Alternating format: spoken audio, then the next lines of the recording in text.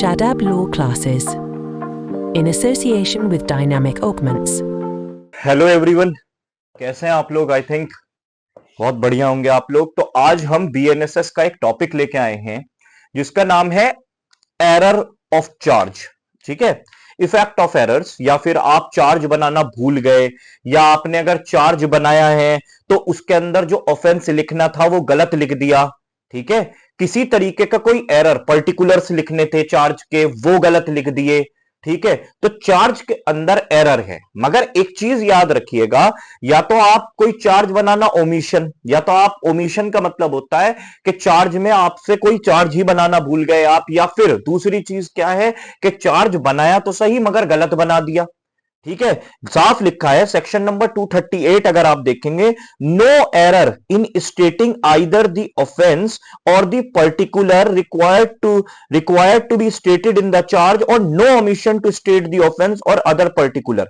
कि भाई अगर आपने ये है, मगर ये पॉजिटिव चीज से शुरू कर रहे हैं कि अगर आपने कोई गलती कर भी दी है, कि चार्ज बनाने में कोई गलती हुई है, या चार्ज बनाना ही भूल गए आप, किसी चीज का ऑफेंस का नाम लिखना भूल गए, या सेक्शन नंबर कुछ भी आपने ऐसा कर दिया, तो ये कह रहे हैं कि वो मटेरियल इरेगुलरिटी कंसीडर नहीं करी जाएगी। ठीक है, केस के लिए वो इतनी मटेरियल चीज नहीं है, unless and until there is a failure of justice. अगर फेलियर ऑफ जस्टिस, अब आप फेलियर ऑफ जस्टिस कहेंगे कि सर फेलियर ऑफ जस्टिस क्या होगा इसके अंदर? कि भाई मान के चलिए उस एरर और ओमिशन की वजह से डिफेंस अपना सही से डिफेंस तैयार नहीं कर पाया, या मान के चलिए कोई डिफेंस क्या तैयार करना था और उसने कोई और डिफेंस तैयार कर दिया उस चीज का। आपने तो एरर कर दिया, एरर की वजह से प्रॉपर जस्टिस नहीं हो पा रही है दूसरी पार्टी के साथ, वो कह रही है भाई मैं तो बिल्कुल ही इनजस्टिस हो जाएगी मेरे साथ। तो अगर आप ये चीज प्रूव करते हैं फेलियर ऑफ जस्टिस, तब तो वो एक मटेरियल इरेगुलरिटी कंसीडर करी भी जाएगी, मगर तब तक के लिए वो बिल्कुल भी मटेरियल इरेगुलरिटी नहीं होगी। एरर या ओमिशन आप उसके अंदर किसी भी तरीके के चेंजेस कर सकते हैं, क्योंकि उससे अगर मान के चलिए ट्रायल पे इतना क्या फर्क पड़ गया, अगर आपका ट्रायल, अगर एरर भी था या ओमिशन भी था मगर ट्रायल सही डायरेक्शन में था, सही ऑफेंस को लेके था, सही चीज को लेके था, तो कोई मटेरियल इरेगुलरिटी नहीं अगर कोर्ट को। मगर हां, अगर आप कोर्ट को दूसरी पार्टी ये ऑब्जेक्शन करके ये प्रूव कर दे कि हां भाई मुझे फेलियर ऑफ जस्टिस है एरर इन चार्ज से, ठीक है, तो अब फिर तो कोर्ट को क्या ऑप्शंस हैं आप देखते हैं आगे। सेक्शन नंबर 510 और खोलिए आप, इसके अंदर रेड विद आप लिख लीजिएगा, यहां पे 238 के पास रेड विद लिख लीजिएगा 510, जो की बात करता है effect of omission to frame और एब्सेंस ऑफ और एरर इन चार्ज। इसका इफेक्ट क्या होता है? देखिए, नो फाइंडिंग सेंटेंस और order by a court of competent jurisdiction shall be deemed to be invalid merely on the ground that no charge was framed or on the ground of any error, omission, irregularity in the charge, including the misjoinder of charge, unless in the opinion of the appeal, confirmation, revision, a failure of justice। फिर वही बात कह दी कि देखिए कि simple सी एक चीज हो गई कि किसी भी, अब देखिए पूरा केस था आपके पास, उसके अंदर कितने सारे एविडेंसेस को कलेक्ट किया गया होगा, ठीक है, कितनी सारी फाइंडिंग्स ली गई होंगी, या कोई सेंटेंस पास कर दिया था कोर्ट ने, या कोई ऑर्डर्स पास करे गए थे कितने सारे ट्रायल के दौरान, तो एकदम ही जीरो कर दें हम? ऐसा नहीं है, कोर्ट को भी, और ये वाली चीज इन्होंने कहा है, in the opinion of the court, कौन से कोर्ट? अपील, कंफर्मेशन और रिविजनल कोर्ट।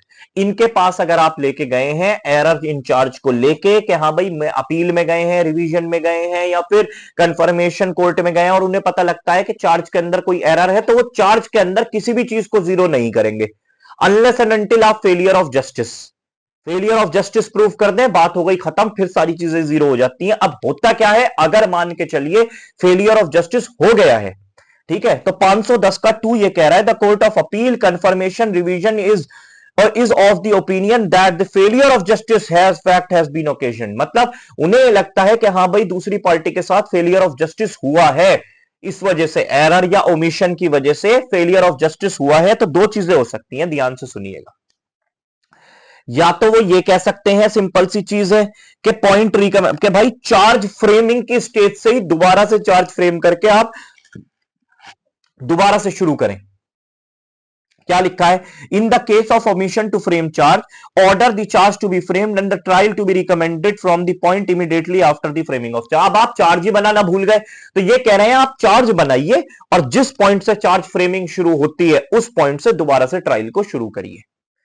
आप चार्ज बनाइए और चार्ज बनाने के बाद दोबारा से ट्रायल को शुरू करिए। ठीक है जी, ये वाली बात हो गई। अब अगर आपसे एरर हो गया, इरेगुलरिटी इन दी चार्ज है, तो वो कह रहे हैं सीधे सीधे भाई साहब, अगर आपसे एरर हो गया है, चार्ज के अंदर दिक्कत हो गई है, तो सीधे सीधे कह रहे हैं de novo trial, new trial शुरू करिए। न्यू ट्रायल को क्या कहते हैं? डी नोवो ट्रायल, नया ट्रायल शुरू करिए। बिल्कुल, तो ये भी बात समझ में आ गई। या तो ओमिशन हो गया तो चार्ज ओमिट कर दिया, चार्ज बनाइए, ट्रायल शुरू करिए। ठीक है, साफ लिखा है, frame and the trial shall be recommended from the point immediately after the framing of the charge, वहीं से शुरू करिए। दूसरी चीज, अगर आपसे एरर हो गया है तो डी नोवो ट्रायल, नया ट्रायल शुरू करिए, बिल्कुल फ्रेश ट्रायल। बात समझ में आ गई। इसकी प्रोवाइजो बहुत इंपॉर्टेंट है 510 का। क्या कह रहा है? That if the court is of opinion that the fact of the case are such that no valid charge could be preferred against the accused in respect of the fact proved, it shall quash the conviction. फिर opinion of the fact that such that no valid charge could be preferred. अब मेरी बात ध्यान से सुनिए, उसे ये लगता है कि एरर की वजह से या ओमिशन के कोई वैलिड चार्ज बनता ही नहीं था। जब अपील, कंफर्मेशन और रिवीजन कोर्ट के पास ये बात गई तो उन्हें लगता है कोई वैलिड चार्ज बन ही नहीं रहा था एक्यूज्ड के खिलाफ, मगर आपने उसे कन्विक्शन दे दिया वहां पे चार्ज को लेके, उन चार्जेस को लेके ट्रायल चला के। तो क्या कर सकता है अपीलेट, रिवीजनल और कंफर्मेशन कोर्ट? आपके उस कन्विक्शन को क्वैश कर सकता है। Quashing of conviction on the basis of error and omission in charge done by the appellate, revisional and confirmation court under which section? Section number 510 510 to proviso. Quashing of conviction on the basis of error, omission, irregularity in the charge, कि अगर आपने conviction they the. I hope आपको बहुत अच्छे से error और effect of error in charge, ये सारी चीजें तो याद रखिएगा। 238 रेड विथ 510 आपको पढ़ना है। तब तक के लिए ऑल द बेस्ट।